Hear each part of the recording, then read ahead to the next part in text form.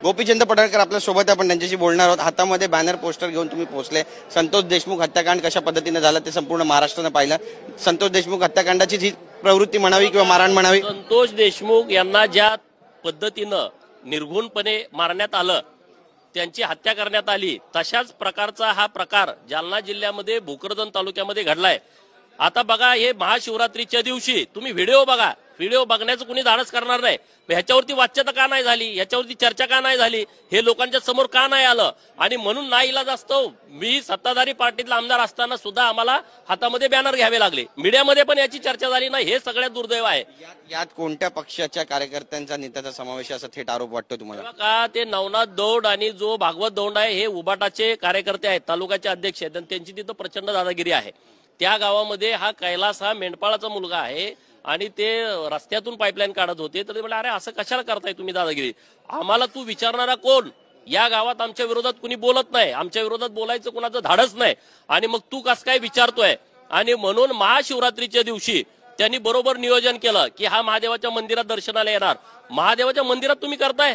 अरे या देशामध्ये पुण्यश्लोक अहिल्यादेवी होळकरांनी हजारो मंदिरांचा जीर्णोद्धार केला, हे सगळे ज्योतिर्लिंगाचा जीर्णोद्धार पुण्यश्लोक अहिल्यादेवींनी केला, आणि त्याच्या भक्ताला तुम्ही शिवरात्रीच्या दिवशी महादेवाच्या मंदिरामध्ये अशा सळईनं चटके देता, डाग देता।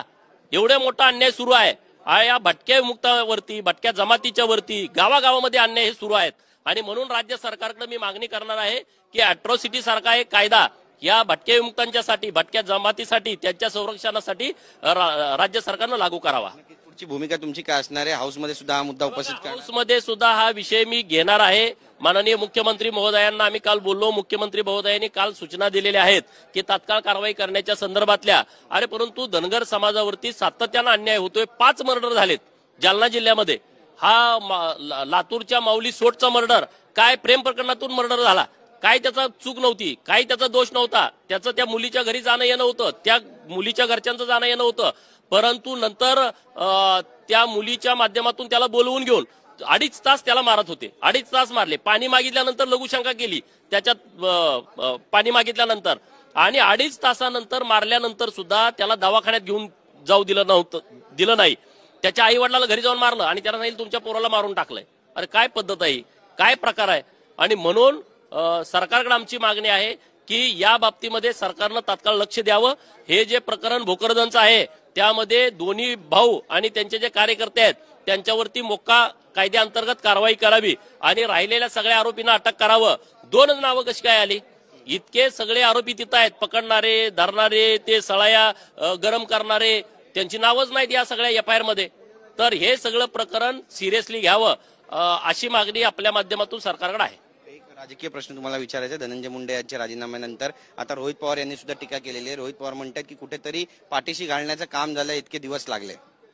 हे बघा, जे संतोष देशमुख सरपंचांची हत्या झालेली आहे हे अत्यंत चुकीचं कृत्य झालेलं आहे, निंदनीय कृत्य झालेलं आहे, आणि त्यामुळं या विषयामध्ये जे जास्तीत जास्त कठोर शिक्षा ज्या लोकांचा त्यामध्ये सहभाग आहे त्या लोकांच्या वरती झाली पाहिजे, अशीच सर्वांचीच मागणी असली पाहिजे। मग ती सत्ताधाऱ्यांची पण तीच मागणी आहे आणि विरोधी पक्षाच्या लोकांची पण तीच मागणी आहे।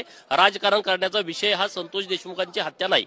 कार्यकर्त्यांच्या जीवावर केलेलं राजकारण हे किती जीवावर बेतू शकतं किंवा पद जाईपर्यंत बेतू शकतं हे या मार्गातून सिद्ध होतं, कारण अजितदादांनी काल याबाबत विधान सुद्धा केलंय, कार्यकर्त्यांना सूचना केल्यात, मंत्र्यांना सूचना। नेत्यावरती कार्यकर्त्यांनी विश्वास टाकला, त्याचा गैरफायदा कार्यकर्त्यांनी किती घ्यायचा हे पण कार्यकर्त्यांनी ठरवलं पाहिजे।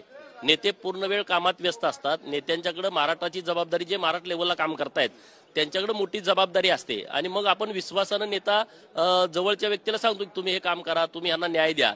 त्याचा जर तुम्ही गैरफायदा घेऊन अन्याय करणार असाल तर नेता पण अडचणीत आणि तुम्ही पण अडचणीत। छावा चित्रपट दाखवला जातोय सगळ्यांना, पण यावर देखील विरोधक आक्षेप घेत आहेत, म्हणतात की संभाजी महाराजांचा अपमान होतो, शिवाजी महाराजांचा जे अपमान करतात आणि जे भाजपचेच काही नेत्यांच्या अगदी जवळचे आहेत त्यांच्यावरती कारवाई होत नाही आणि छावा पिक्चर दाखवला जातोय। त्यांना पण माझी विनंती आहे की छावा पिक्चर बघण्यासाठी तुम्ही या, ह्या प्रत्येक गोष्टीमध्ये राजकारण करण्याची आवश्यकता नाही। तुम्ही तो पिक्चर बघण्यासाठी या की जेणेकरून तुमच्या डोक्यामध्ये चांगला प्रकाश पडेल, प्रत्येक गोष्टीत राजकारण करायचं नाही हे पण तुम्हाला कळेल, आणि छत्रपती धर्मवीर संभाजी महाराज यांनी काय पद्धतीने अन्याय सहन केला परंतु आपला धर्म बदलला नाही, हे जरा आपल्या सगळ्यांना मार्गदर्शन होईल त्या माध्यमातून। बातचीत केल्याबद्दल कॅमेरा पर्सन योगेश गुरवचा, गिरीश गायकवाड, TV9 मराठी, मुंबई।